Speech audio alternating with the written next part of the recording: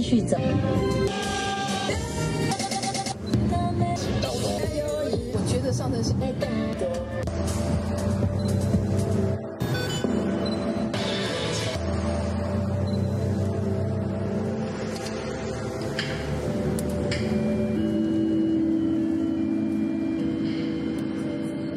Palo Alto， 这源于西班牙语，印第安语的意思是高大的树。这个拥有7万人的小城镇成为后现代的黄金城，有人确信这就是世界的中心。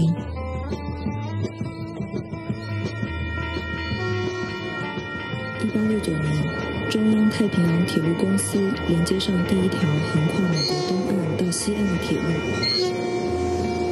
工人们在修建铁路时，同时架设了电报线路，使得美国接成了一个单一的媒体环境。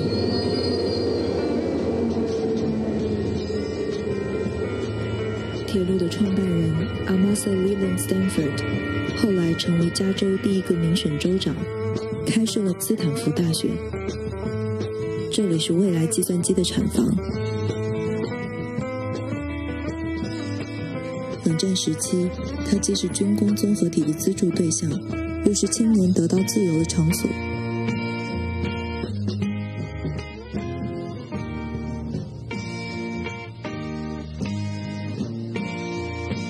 在北边的伯克莱大学，则在曼哈顿计划之后成为了反叛的孩子，成为反文化运动的滥觞。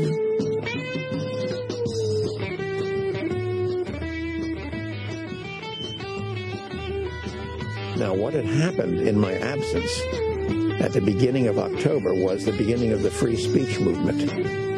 And this has shaped almost everything I've done since then. They formed a working group. They decided to go, not just set up tables where they were currently, but to go into the university in front of the administration building and set up a table there.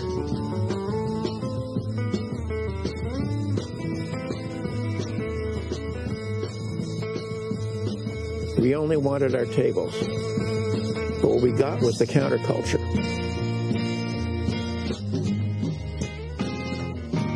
Turns out not to be true. Two very different ways of doing protests. One in Berkeley, the New Left, really seeking to do politics, form parties to change a political system. The other, the New Communalists, based in San Francisco and then on the communes, they didn't want to do politics at all.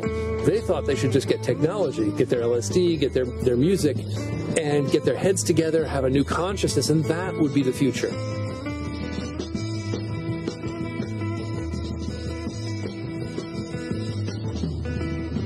He arrived to study at the University of California, Berkeley in 1963. He staged a solitary protest against the draft on campus, and he was thrown out of campus. And he went on to become active in the draft resistance movement. Stuart Brand had started the Whole Earth Catalog on the Peninsula in Menlo Park, and it became this tremendous success. There was a generation of young Americans who basically were fascinated by these tools, who wanted to go back to the country and become more self-dependent. If we plan it well, the chances are wonderful. He started as a nonprofit, but was making millions of dollars. Strung out about how to use money. They don't know. If we don't know, then we can't really complain about them the way we're used to doing. So we're into frontier territory here. And like on any other frontier, we've got to get together and deal with it. They had this party at that night, that one night in 1972, and he decided that he was going to give away $20,000 as a sort of surprise at the end of the night. But there was a catch. People had to come to a consensus. Fred Ward, he had no money. He had $2 to his name. And he stood up and he said, money is evil, and he burned one of his dollars. They argued all night, and then they couldn't come to an agreement. They couldn't come to a consensus, and so they gave up. And at the end, they gave the money to the guy who didn't believe in it. So it was richly ironic that the guy who didn't believe in the money ended up being a banker for this social movement. Fred Moore, because he was fascinated by technology, believed that if he had access to computing, he would be a more effective activist.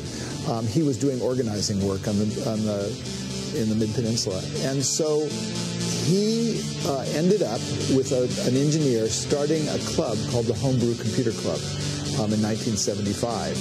And so it was, the term is serendipity. It had this unexpected outcome. The Homebrew Computer Club was meant to be just for hobbyists, but it attracted a rich mix of people who were interested in getting access to personal computers. They saw them as the new kinds of paintbrushes, new tools that would allow them to do interesting things. And there were people like Steve Wozniak who just wanted to build a computer to share with his friends, and Steve Jobs, who understood there might be a market for these things. It started as a hobbyist club, and but more than 24 companies, including Apple Computer, came out of the Homebrew Club. And so Fred Moore was the unlikely spark for one of the world's largest industries.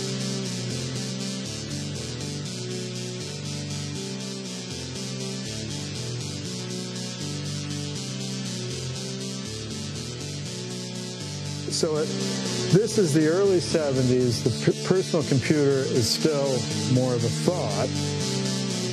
So these are some of the computers coming out of the homebrew movement.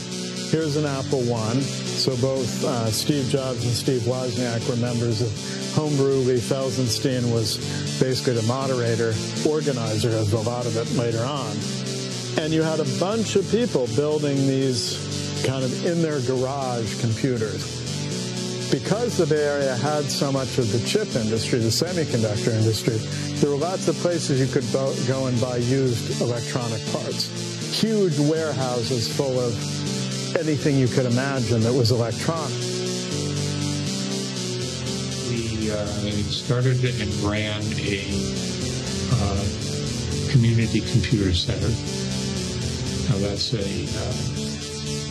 collection of people and toys and books and documents, which was available for kids to come to after school, and they could buy computer time. For a quarter, you could get an hour of a shared PDP-8, and people did that. And older people came too. So this is the Osborne 1. This is a version you can actually pick up. It is heavy. It is 11 kilograms. That I have this idea that I want to pursue. I want to try to be able to create lists of what people have to offer and have people who want to make connections, do things, who need things, make contact through that same means. I knew I was trying to do that all along. I just didn't know the technology. And now I was there with the technology, and I was halfway trained in how to use it. So I brought more people in. We created a project. We called it the Community Memory Project.1967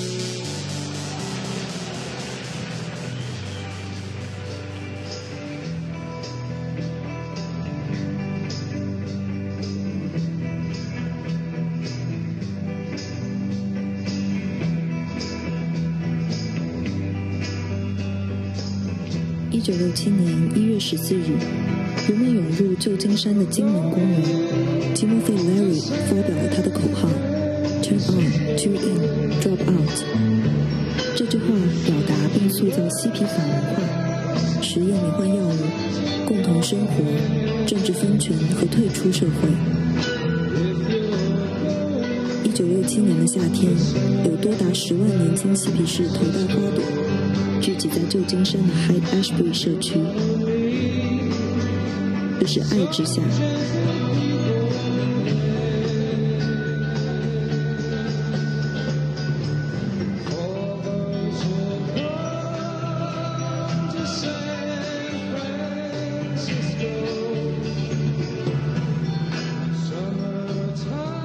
Stuart Brand and his community, they were trying to live out a dream that actually came from the middle of of the military-industrial world. And the dream was one where we could do away with politics, do away with hierarchy, and instead become literally like computers. We could share information, we could share data, we could see that the world...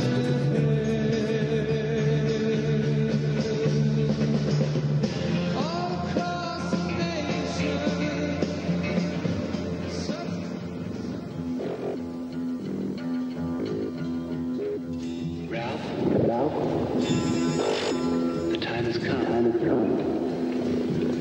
The time has come. 1963年，仙童是第一家把组装外移到亚洲的半导体公司。德州仪器、摩托罗拉以及其他企业迅速跟进。10年内，几乎所有美国晶片制造商都在国外设有组装厂。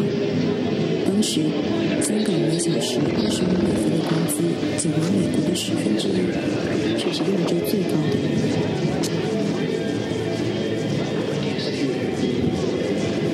据2017年的统计，光是苹果、脸书、谷歌市值更接近2万亿美元，但这个区域曾有高达1万名无家可归者露宿街头。在2016年，一群富有的科技人士赞助了一项公民提案，这项提案较为通过。2017年，警察开始清理街头上的人。We have, I think last time we checked, we had 17 billionaires just in Silicon Valley. So we might call it the beautiful valley of radical inequality and ubiquitous pollution. It's a lot of words. You know, before Silicon Valley, it was called the Valley of Heart's Delight. Are you ready?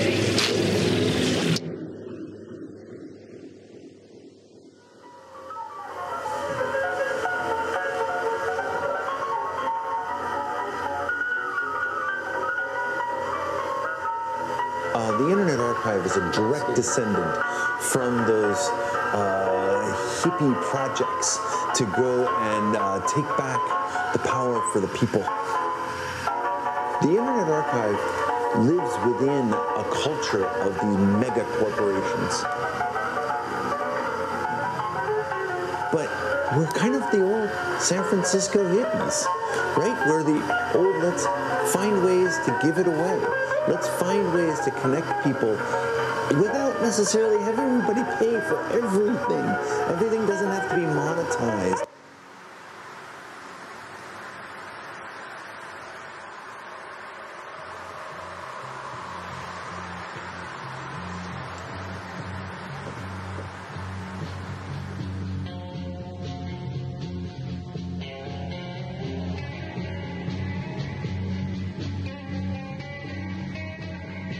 So we had another little bit of everybody had to build a house to get rid of house, and then it had to be out of sight of the other houses. So we built 15 houses over here, and some of them didn't last this long, but most of them did. I didn't hesitate because I didn't have any money. So what am I doing? I got to come out here and start this incredible thing without any money. Well, who is the first one to build the door? Yeah, it's right from New York City.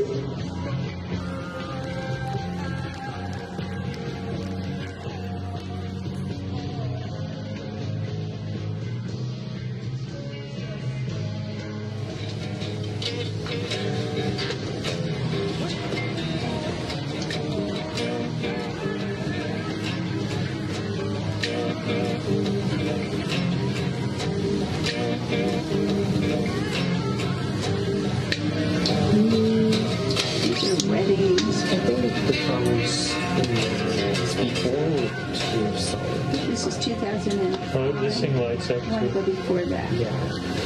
Very interested in lighting. Yeah, I can't find it.